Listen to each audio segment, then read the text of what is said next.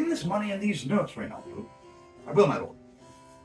You shall do marvelous wisely, good Reynaldo, before you visit him and make inquiry of his behavior. My lord, I did intend it. Very well said, very well said. Look you, sir, inquire me first what danskers are in Paris, and how and who, what means and where they keep, what company, at what expense, and finding by this encompassment and drift of question that they do know my son, come you more nearer than your particular demands will touch it. Take you as 'twere some distant knowledge of them, as thus. I know his father and his friends, and impart him. Do you mark this, Reynaldo? Aye, very well, my lord. And impart him, but you may say, not well. That it be he I mean, he's very wild, addicted, so and so. And there put on what forgeries you please. Marry, none so rank as may dishonor him, take heed of that. But, sir, such wanton, wild, unusual slips as our companions noted and most known to youth and liberty. As gaming, my lord, aye, or drinking, fencing, swearing, quarrelling, drabbing. You may go so far. My lord, that would dishonor him. Faith, no. As you may see, he's in the charge. You must not put another scandal on him that he's open incontinency, that's not my meaning. But breathe his forth so quaintly that they may seem the taints of liberty, the flash and outbreak of a fiery mind, the savageness and unreclaimed blood of general assault. But, my good lord, wherefore should you do this? Aye, my lord, I would know that. Very, sir, here's my drift, and I believe it is a fetch of warrant.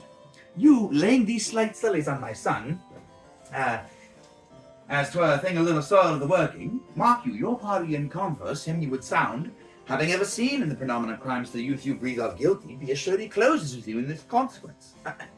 Good sir, or so, friend, or gentleman, according to the phrase in the edition of Man Country. Very well, very good, my lord.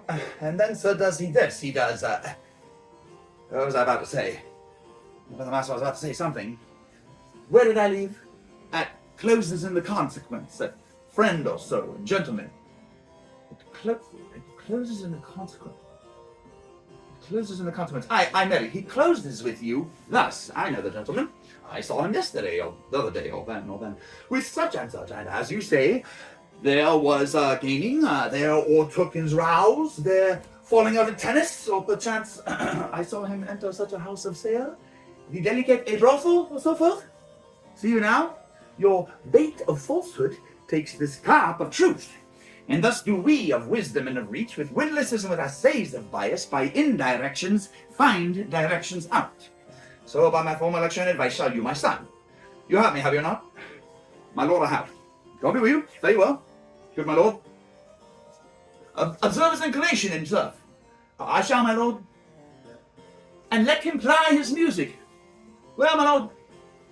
Well. And now, Ophelia, what's the matter? Alas, my lord, I've been so affrighted. With what in the name of God? My lord, as I was sewing in my chamber, Lord Hamlet, with his doublet all unbraced, no hat upon his head, his stockings fouled, ungartered, and down-jived to his ankles, pale as his shirt, his knees knocking each other, and with a look so piteous in purport, as if he had been loosed out of hell to speak of horrors, he comes before me. Mad for thy love? My lord, I do not know, but truly I do fear it. What said he? He took me by the wrist, and held me hard. Then goes he to the length of all his arm, and with his other hand, thus o'er his brow, he falls to such perusal of my face as he would draw it. Long stayed he so. At last a little shaking of mine arm, and thrice his head, thus waving up and down, he raised a sigh, so piteous and profound that it did seem to shatter all his bulk and end his being. That done, he lets me go, and with his head on his shoulder turned, he seemed to find his way without his eyes, for out the doors he went without their help, and to the last bended their light on me. Come, go with me. I will go seek the king. This is the very ecstasy of love, whose violent property foredoes itself, and leads the will to desperate undertakings as oft as any passion under heaven that doth afflict our natures. I am sorry. What, have you given me hard words of late? No, my good lord, but as you did command, I did repel his letters and denied his access to me. That hath made him mad. I am sorry that with better heed and judgment I had not courted him. I feared he did but trifle, and meant to rat thee, but beshrew my jealousy. By heaven, it is as proper to our age to cast beyond ourselves in our opinions, as it is common for the younger sort to lack discretion. Come, go we to the king. This must be known, which being kept close, might move more grief to hide than hate to utter love. Come.